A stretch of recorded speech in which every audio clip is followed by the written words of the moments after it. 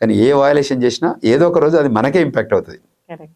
చాలా థెఫ్ట్ కేసులో ఎంగేజ్ అయిన అమ్మాయిలు ఉన్నారు, రకరకాల కేసుల్లో ఎంగేజ్ అయిన అమ్మాయిలు ఉన్నారు. వాళ్ళందరూ కూడా they have to go through all this thing. So ఈ అన్నింటిని కూడా అడ్రస్ చేయాల్సిన అవసరం ఉంది. ఇప్పుడు ఏంటంటే because of this employment issues కానీ, తర్వాత ఫైనాన్షియల్ ఇష్యూస్ కానీ మన వాళ్ళు చాలా వక్ర మార్గాలలో వెళ్తున్నారు. ఆ మార్గాలు తగ్గించుకుంటే బెటర్.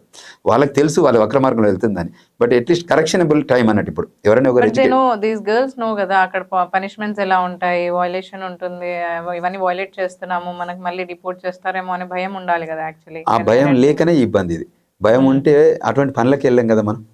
అటువంటి యాక్టివిజం థెఫ్ట్ కేసెస్ వెళ్ళడం అంటే ఎంత దారుణమైన విషయం చెప్పండి.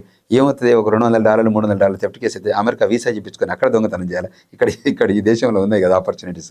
సో అది చెయ్యొద్దు అన్నది. ఎందుకంటే ఒక ఫారిన్ కంట్రీకి వెళ్తే ఇంకోటి ఇండియన్స్ అంటారు, ఇండియన్ అమెరికన్. ఇండియన్స్ అంటే ఒకరు చేసినా ఇద్దరు చేసినా మొత్తం ఇండియన్ కమ్యూనిటీ మీద ఇంపాక్ట్ అవుతుంది.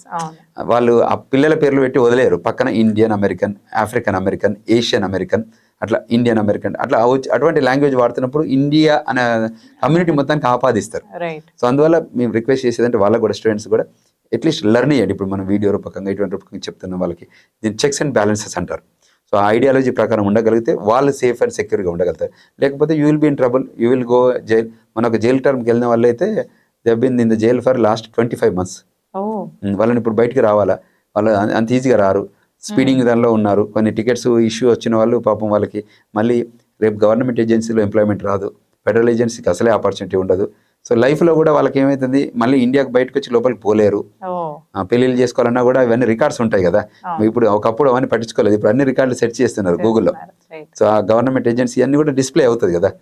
ఇవన్నీ టికెట్స్ ఇవంటే సింపుల్ ట్రాఫిక్ టికెట్స్ పెద్ద వయలేషన్ ఉండదు, కానీ ఇంకా బియాండ్ దట్ ఏమైనా చేస్తే ఇబ్బందికరమైన పరిణామం. రైట్. నేను ఫస్ట్ అడిగాను, అమ్మాయిలు ఇప్పుడు ప్రాస్టిట్యూషన్ లో దిగుతున్నారు కదా, సో వాళ్ళకి ఏం చెప్తారు అసలు? ఎవరైనా కూడా ఏ యాక్టివిజం చేయొద్దు. That is not your business area. You please stop. If you are engaged in that kind of activity, you need to stop it.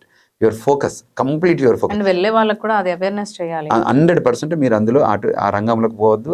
ఆ సెక్టర్ మన సెక్టర్ కాదు. ఆ సెక్టర్ చేయడానికి అక్కడే ఇక్కడ కూడా చేసుకోవచ్చు కదా. అంత దూరం వెళ్ళి చేయాల్సిన అవసరం లేదు. ఇప్పుడు ఏంటంటే నీడ్ బేస్డ్ మీద చేయొచ్చు, ఇంకే రకమైన చేయొచ్చు, కానీ దాన్ని ఆపేద్దాం. ప్లస్ ఈ మిస్టేక్స్ కూడా జరుగుతుంది. థెఫ్ట్ కేసెస్లో కానివ్వండి, మనీ లాండరింగ్ కేసెస్ కానివ్వండి, ఇవన్నీ ఇండియన్స్ చేయాల్సిన యాక్టివిజం కాదు.